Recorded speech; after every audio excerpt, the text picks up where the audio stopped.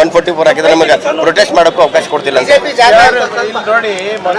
ಯಾವ ಬಡ BJP protest ಮಾಡ್ತಾ ಇರೋದು ಅದೇ ಬಿಜೆಪಿ ಯಾವ ಬಡ ಪ್ರೊಟೆಸ್ಟ್ ಮಾಡ್ತಾ ಇರೋದ್ರಿ ಅದು ನನ್ಗೆ ಕ್ಲಾರಿಟಿ ಕೊಡಿ.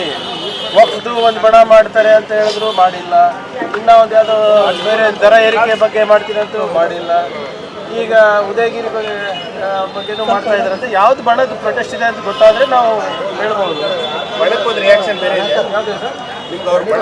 ಇಲ್ಲ, ಅದು ಅಧಿಕೃತ ಬಿಜೆಪಿನ ಅನಧಿಕೃತ ಬಿಜೆಪಿನ ಗೊತ್ತಾದ್ರೆ ಅದ್ರ ತಕ್ಕಂಗೆ ಸೆಕ್ಷನ್ ಹಾಕಿರ್ಬೋದು. ಆಮೇಲೆ ಬಿಜೆಪಿ ಅವರು ಬಹಳ ಸ್ಪಷ್ಟವಾಗಿ ಹೇಳಿಕ್ಕೆ ನಾನು ಬಯಸ್ತಾ ಇದ್ದೀನಿ. ಅಲ್ಲಿ ಹೋಗ್ತಾ ಇರೋದೇನಕ್ಕೆ, ಅಲ್ಲಿ ಈಗ ಎಲ್ಲ ಆದ್ಮೇಲೆ ಹೋಗ್ತಾ ಇರೋದೇನಕ್ಕೆ. ಈಗ ಮೊನ್ನೆ ತಾನೇ ಪ್ರತಾಪ್ ಸಿಂಹ ಅವ್ರ ಮೇಲೆ ದ್ವೇಷದ ಭಾಷಣ ಮಾಡಿದ್ದಾರೆ ಅಂದ್ಬಿಟ್ಟು ಕೇಸ್ ಆಗಿದೆ. ಉದ್ದೇಶ ಏನಿದೆ? ಕರ್ನಾಟಕದಲ್ಲಿ ಕಾನೂನು ಸುವ್ಯವಸ್ಥೆ ಹಾಳು ಮಾಡಬೇಕಂತ ದುರುದ್ದೇಶದಿಂದನೇ ಇವರೆಲ್ಲ ಮಾಡ್ತಾ ಇರಲ್ಲ.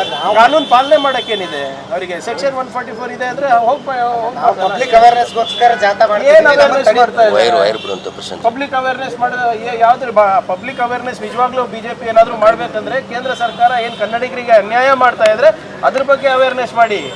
ಹೋಗಿ ಕೇಂದ್ರ ಸರ್ಕಾರದಲ್ಲಿ ಮಹಾರಾಷ್ಟ್ರ ಸರ್ಕಾರ ಏನು ಕನ್ನಡಿಗರ ಮೇಲೆ ದೌರ್ಜನ್ಯ ಮಾಡ್ತಾ ಇದ್ರೆ ಅದ್ರ ಬಗ್ಗೆ ಅವೇರ್ನೆಸ್ ಮಾಡಿ. ಇದ್ರ ಬಗ್ಗೆ ಅವೇರ್ನೆಸ್ ಏನು ಅವಶ್ಯಕತೆ ಇಲ್ಲ. ಎಸ್ಕಾಂನವರು ಒಂದು ನೋಟಿಸ್ ಜಾರಿ ಮಾಡಿದ್ದಾರೆ. ಒಂದು ವೇಳೆ ಗೃಹಜ್ಯೋತಿ ಹಣ ಏನಾದರೂ ಸರ್ಕಾರ ಕಟ್ಟಿಲ್ಲ ಅಂದ್ರೆ ಜನ ಕಟ್ಟಬೇಕು ಅಂತ ಹೇಳಿ.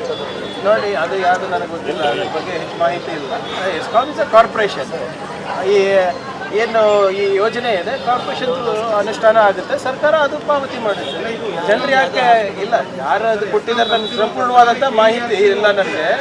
ಆದರೆ ಏನೇ ಇದ್ರೂ ಸರ್ಕಾರನೇ ಭರಿಸ್ಬೇಕು. ಇಟ್ಸ್ ಏನೋ guarantee by the government, not by the ESCOM.